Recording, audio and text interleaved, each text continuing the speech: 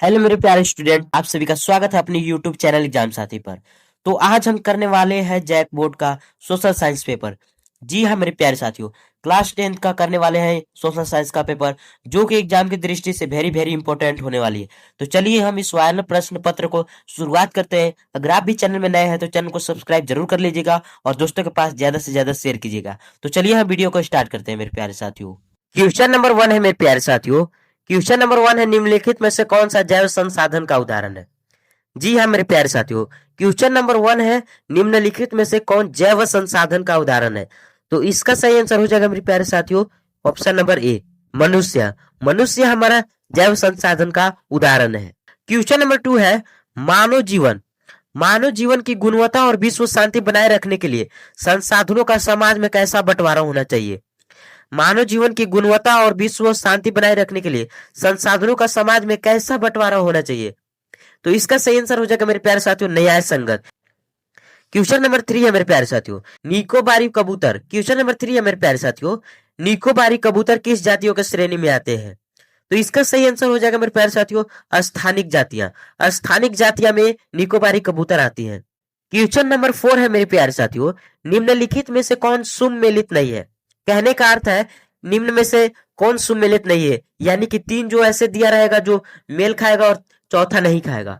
तो चलिए हम देखते हैं। महानदी नदी, महानदी जो है उस पर हीराकुंड परियोजना है। जी हाँ मेरे प्यारे साथियों, महानदी पर हीराकुंड परियोजना है। टाका उसे कहते हैं जो भूमिगत जल टैंक बनाया जाता है, जो कि हमारा जमीन के नीचे बनाया जाता है। इल्तुतमिश हौज खास में बनाया जाता है, लेकिन भांखड़ा नांगल परियोजना गंगा नदी पर नहीं है। जी हाँ मेरे प्यारे साथियों, भाखड़ा नांगल परियोजना गंगा नदी पर नहीं है। करेक्ट आंसर हो जाएगा option number D. Option number D हो जाएगा सही आंसर मेरे प्यारे साथियों। क्वेश्चन नंबर 5 है मेरे प्यारे साथियों। क्वेश्चन नंबर 5 है, रबी फसलों को किस ऋतु में बोया जाता है? रबी फसलों को किस ऋतु में बोया जाता है? तो जी हाँ मेरे प्यारे साथियों, वो सीजन हमारा आ चुका है, वो हमारा है शीत ऋतु। शीत ऋतु में रबी फसलों को बोया जाता है। क्वेश्चन नंबर 6 है मेरे प्यारे साथियों, चाय किस प्रकार की कृषि का उदाहरण है?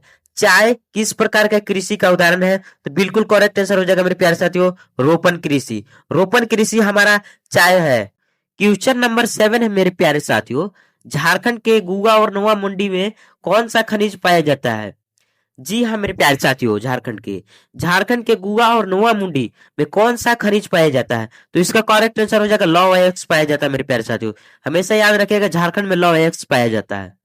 क्वेश्चन नंबर 8 का कहना है, निम्नलिखित में से किसका परिवहन पाइपलाइन द्वारा होता है? यानी कि पाइपलाइन के द्वारा कौन कौन से साधन हमारा परिवहन किए जा सकते हैं? ऑप्शन नंबर ए है पानी, ऑप्शन नंबर बी है कच्चा तेल, ऑप्शन नंबर सी है पेट्रोल उत्पाद, ऑप्शन नंबर डी है उपरोक्त सभी। तो मेरे प्यारे साथियों, हम इन सभी चीजों का भी पाइपलाइन द्वारा हम परिवहन कर सकते हैं। क्वेश्चन नंबर 9 है मेरे प्यारे साथियों। क्वेश्चन नंबर 9 है, हमारे देश की 22 प्रमुख भाषाओं को संविधान के किस अनुसूची में रखा गया है? जी हाँ मेरे प्यारे साथियों, तो इसको रखा गया है 8वीं अनुसूची में। क्वेश्चन नंबर 10 है मेरे प्यारे साथियों। क्वेश्चन नंबर 10 है, स्थानीय शासन व्यवस्था में कितना पद महिलाओं के लिए आरक्षित है? स्थानीय शासन व्यवस्था में कितना पद महिलाओं के लिए आरक्षित है? तो इसका सही आंसर हो जाएगा मेरे प्यारे साथियों ऑप्शन नंबर ए, 1/3। 1/3 जो है महिलाओं के लिए आरक्षित है। क्वेश्चन नंबर 11 है मेरे प्यारे साथियों, अमेरिका के नागरिक अधिकार आंदोलन कब हुआ? अमेरिका में नागरिक अधिकार आंदोलन कब हुआ? इसका सही आंसर हो जाएगा मेरे प्यारे साथियों ऑप्शन नंबर बी, यानी कि 1954 से 1968 के बीच। क्वेश्चन नंबर 12 है मेरे प्यारे साथियों। क्वेश्चन नंबर 12 है, भारत के राज्यों की विधानसभाओं में महिलाओं का प्रतिनिधित्व कितना फीसदी है? भारत में जो विधानसभा है उसमें से महिलाओं का कितना प्रतिशत फीसदी है? तो इसका सही आंसर हो जाएगा मेरे प्यारे साथियों ऑप्शन नंबर डी, 5% से भी कम है। क्वेश्चन नंबर 13 है मेरे प्यारे साथियों। क्वेश्चन नंबर 13 है मेरे प्यारे साथियों, इनमें से कौन से देश में द्विदलीय व्यवस्था है? इनमें से कौन से देश में द्विदलीय व्यवस्था है? तो इसका करेक्ट आंसर हो जाएगा मेरे प्यारे साथियों ऑप्शन नंबर बी, अमेरिका में। क्वेश्चन नंबर 14 है मेरे प्यारे साथियों। क्वेश्चन नंबर 14 है, नेपाल में राजतंत्र को किस वर्ष समाप्त किया गया था? इसका सही आंसर हो जाएगा ऑप्शन नंबर बी, 2008 में। जी हाँ मेरे प्यारे साथियों, 2008 में नेपाल में राजतंत्र को समाप्त किया गया था। क्वेश्चन नंबर 15 है, बोलिविया में पानी के निजीकरण के खिलाफ आंदोलन की अगुवाई किस संगठन ने किया था? तो इसका सही आंसर हो जाएगा ऑप्शन नंबर ए मेरे प्यारे साथियों, option number A, FEDECOR। Question number 16 है मेरे प्यारे साथियों, केरल में शिशु मृत्यु दर, केरल में शिशु मृत्यु दर कम होने का एक कारण निम्नलिखित में से कौन सा है? शिक्षा, स्वास्थ्य और मौलिक सुविधाओं की पर्याप्त उपलब्धता है मेरे प्यारे साथियों। क्वेश्चन नंबर 17 है मेरे प्यारे साथियों, निम्नलिखित में से किसे संगठित क्षेत्र में नियोजित कहा जा सकता है? तो किसे कहा जा सकता है मेरे प्यारे साथियों? तो यह हमारा सही आंसर हो जाएगा बहुराष्ट्रीय कंपनी का अस्थायी कर्मचारी। क्वेश्चन नंबर 18 है मेरे प्यारे साथियों, क्वेश्चन नंबर 18 है, रोजगार के अधिक अवसर उत्पन्न करने के लिए निम्न में से कौन से उपाय किए जा सकते हैं? रोजगार के अधिक अवसर उत्पन्न करने के लिए निम्न में से कौन से उपाय किए जा सकते हैं? तो इसका करेक्ट आंसर हो जाएगा ऑप्शन नंबर डी, 1, 2 तथा 3, यानी कि सिंचाई की सुविधा में भी वृद्धि किया जा सकता है, विद्यालय और अस्पताल की भी स्थापना और खाद्य प्रसंस्करण इकाई की स्थापना। क्वेश्चन नंबर 19 है मेरे प्यारे साथियों, क्वेश्चन नंबर 19 है, निम्नलिखित में से कौन से एजेंसी भारत सरकार की ओर से करेंसी नोट जारी करता है? मेरे प्यारे साथियों, मैं उम्मीद करता हूं ये क्वेश्चन आप सभी को आता होगा, तो इसका कमेंट बॉक्स में आप आंसर जरूर दीजिएगा मेरे प्यारे साथियों। ये आप सभी का HW है मेरे प्यारे साथियों, कमेंट बॉक्स में इसका आंसर आप जरूर दीजिएगा। क्वेश्चन नंबर 20 है मेरे प्यारे साथियों, राम और श्याम दो छोटे किसान हैं जिन्होंने अलग अलग स्रोतों में 20,000 रुपया कर्ज लिया। राम ने 1.5% ब्याज प्रति माह की दर से एक व्यापारी से कर्ज लिया है, जबकि श्याम ने यह कर्ज से प्रतिवर्ष 8% ब्याज पर लिया।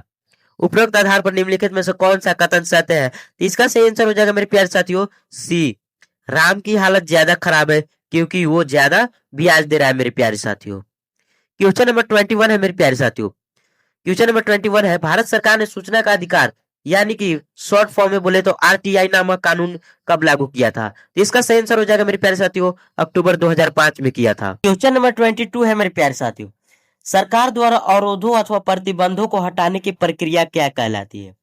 तो इसका सही आंसर हो जाएगा मेरे प्यारे साथियों, उदारीकरण।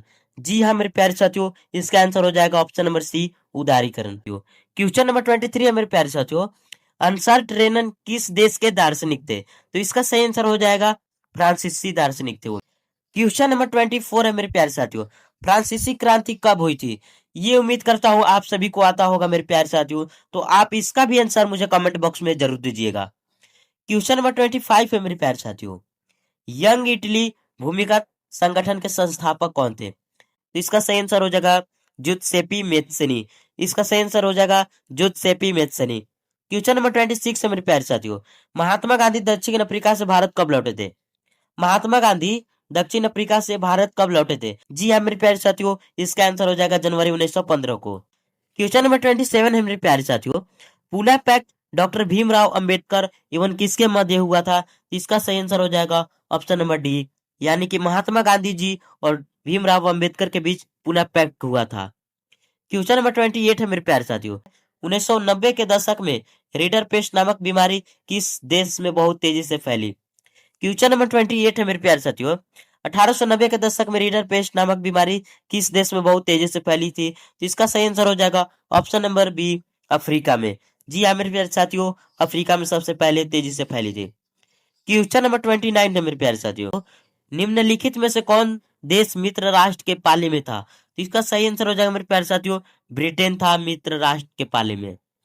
क्वेश्चन नंबर 13 एवं लास्ट है मेरे प्यारे साथियों, स्पिनिंग जेनी मशीन किसके द्वारा बनाई गई थी?